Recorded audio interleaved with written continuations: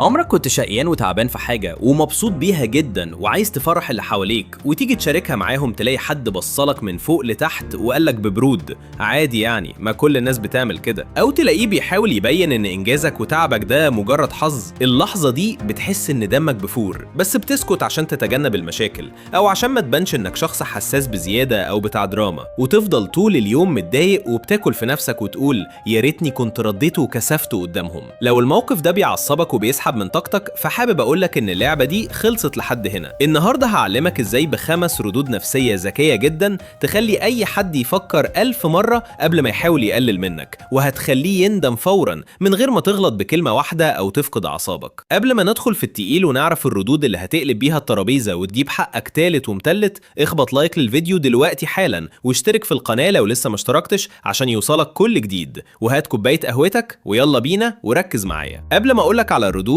لازم تفهم تركيبة الشخص اللي بيقلل منك ده عاملة ازاي من جوه. في علم النفس الشخص اللي بيتعمد يحرجك او يسخر منك هو في الاساس شخص بيعاني من نقص شديد وعدم امان داخلي. هو مش شايف نفسه كبير غير لما يصغر اللي حواليه، بيتغذى على انفعالك، مستني يشوفك متضايق او بتدافع عن نفسك او بتتعصب وتفقد السيطرة. اللحظة اللي بتعمل فيها كده هو بياخد جرعة الدوبامين بتاعته وبيحس بالانتصار الوهمي، وعشان كده السر كله في انك تقطع عنه الامداد ده. احنا مش هنشتم، مش هنتعصب، ومش هننزل لمستواه المتدني، احنا هنلعب معاه جيم نفسي متقدم نجرده بيه من سلاحه ونخليه هو اللي محطوط في الزاوية وبيدافع عن نفسه. اكتر سلاح بيستخدمه الشخص المستفز هو سلاح الهزار، يرمي كلمة السم ولما اتضايق يقولك يا عم انا بهزر انت قفوش ليه. الرد السحري هنا هو جملة بسيطة جدا بتتقال بوش خالي من التعبيرات. انت تقصد ايه بالكلمة دي؟ او انا مش فاهم الافيه، ممكن تشرحهولي عشان اضحك معاكو؟ اللحظة اللي بتطلب منه فيها يشرح النكتة دي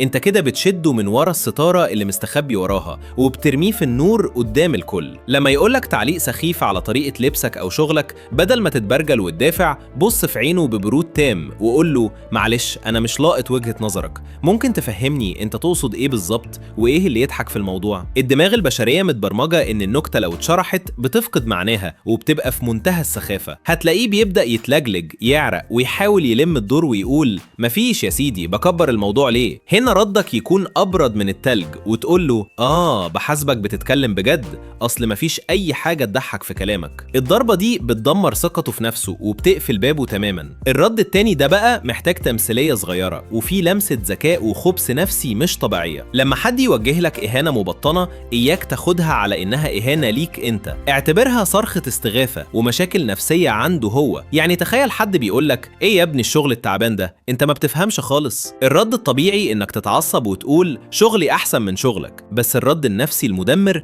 انك تبصله بنظرة كلها شفقة وتعاطف وتميل عليه شوية وتقوله بنبرة هادية انا مقدر جدا انك بتمر بيوم صعب او مضغوط نفسيا في حياتك، عشان كده طريقتك في الكلام هجومية النهاردة، تحب نتكلم لما تهدى ونفسيتك تتحسن؟ يا نهار ابيض على كمية الاستفزاز الراقي، انت كده عملت سحر، خدت العيب من عندك لزقته فيه هو قدام الناس. خليت المشكلة مش في شغلك او لبسك، المشكلة بقت في نفسيته هو اللي مش مستقرة. الشخص ده هيحس انه اتعرى وانه بدل ما كان بيلعب دور الاسد اللي بيهاجمك انت حولته لشخص مثير للشفقة ومحتاج دكتور نفسي. صدقني هيندم انه فتح بقه معاك اساسا. اوقات كتير بنفتكر ان سرعة البديهة والرد السريع هما الحل، بس في الحقيقة اعظم رد واقوى عقاب هو انك ما تردش بكلمة واحدة بس ترد بجسمك ونظرتك. ده اللي بنسميه الصمت المدمر او قاعدة ال5 ثواني. لما حد يقلل منك وسط قاعدة كلها ناس اسحب منه رد الفعل تماما، بص في عينه بثبات او ركز نظرك على نقطة بين حواجبه،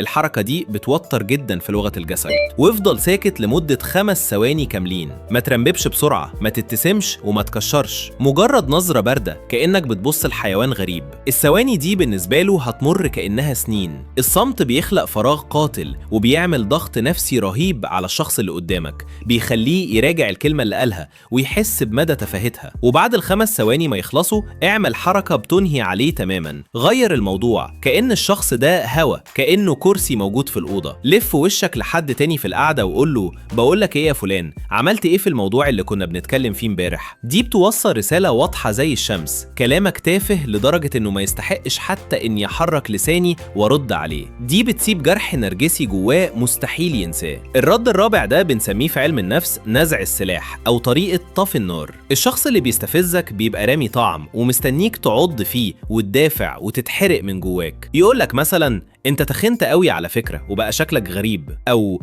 انت شكلك مش فاهم حاجة في الشغلانة دي ومأنتخ. تخيل لو بدل ما تبرر رديت ببرود تام وبابتسامة خفيفة وقلت تصدق عندك حق فعلا، وسكت. ايه اللي هيحصل في اللحظة دي؟ الشخص ده هيعطل، الميكانيزم بتاعه هيقف. هو كان راسم سيناريو في دماغه انك هتقول لا انا ما تخنتش، ده اللبس، لا انا فاهم شغلي كويس وعملت كذا وكذا. لما انت بتوافق على كلامه ببرود ومن غير اي انفعال، انت بتسحب منه متعة الجدال وحلاوة الانتصار.